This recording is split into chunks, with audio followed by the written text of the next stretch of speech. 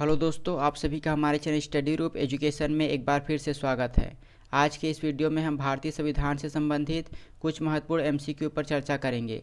तो चलिए स्टार्ट करते हैं। हमारा पहला प्रश्न है, संसदीय शासन व्यवस्था लिया गया है। तो इसका सही आंसर होगा ऑप्शन बी, इंग्लैंड से। अगला प्रश्न है, समवर्ती सूची किस देश से लिया गया है। तो इसका सही आंसर होगा ऑप्शन सी, ऑस्ट्रेलिया।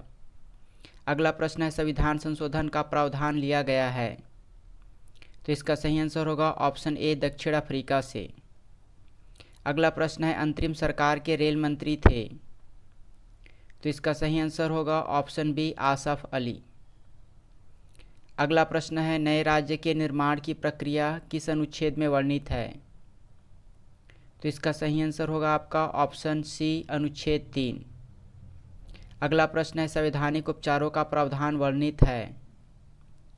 तो इसका सही आंसर होगा ऑप्शन बी, अनुच्छेद 32। अगला प्रश्न है, नीति निर्देशक तत्व लिया गया है।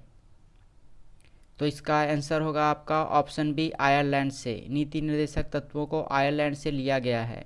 अगला प्रश्न है, ग्राम पंचायतों के गठन का प्रावधान है। तो इसका सही आंसर होगा ऑप्शन बी, अनुच्छेद 40। अगला प्रश्न है, अनुसूचित जाति, जनजाति और दुर्बल वर्गों के कल्याण का प्रावधान है। तो इसका सही आंसर होगा ऑप्शन डी, अनुच्छेद 46। अनुच्छेद 46 में अनुसूचित जाति, जनजाति और दुर्बल वर्गों के कल्याण का प्रावधान किया गया है। अगला प्रश्न है, राष्ट्रीय महत्व के स्मारकों, स्थानों और वस्तु के संरक्षण का प्रावधान है। तो इसका सही आंसर होगा ऑप्शन डी, अनुच्छेद 49। अगले प्रश्नों की ओर बढ़ते हैं। अगला प्रश्न है, मौलिक कर्तव्य का प्रावधान लिया गया। तो इसका सही आंसर होगा ऑप्शन ए, रूस। मौलिक कर्तव्य के प्रावधान को रूस से लिया गया है।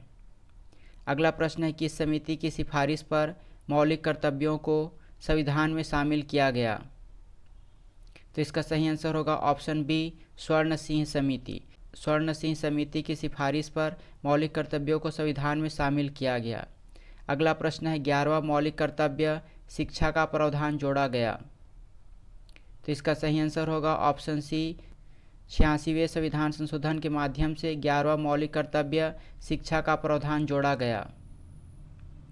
अगला प्रश्न है, राष्ट्रपति के निर्वाचन मंडल का प्रावधान किया गया है। तो इसका सही आंसर होगा ऑप्शन बी, अनुच्छेद 54। अनुच्छेद 54 में राष्ट्रपति के निर्वाचन मंडल का प्रावधान किया गया है।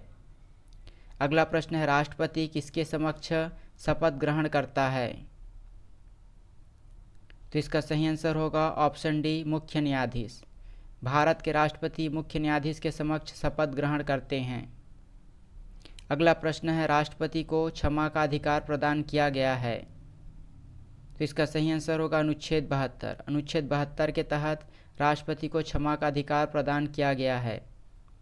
अगला प्रश्न है, राष्ट्रपति के अध्यादेश जारी करने की शक्ति का प्रावधान है। तो इसका सही आंसर होगा ऑप्शन सी, अनुच्छेद 123। कितने सदस्यों को राष्ट्रपति द्वारा राज्यसभा में मनोनीत किया जाता है।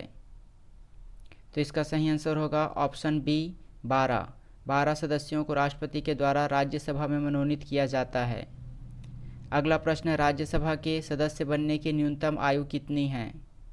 तो इसका सही आंसर होगा ऑप्शन ए, 30 वर्ष। और इस वीडियो का आखिरी प्रश्न, लोकसभा अध्यक्ष का प्रावधान दिया गया है। तो इसका सही आंसर होगा ऑप्शन डी, अनुच्छेद 93। अनुच्छेद 93 में लोकसभा अध्यक्ष के संबंध में प्रावधान किया गया है। तो आज के लिए बस इतना ही। धन्यवाद।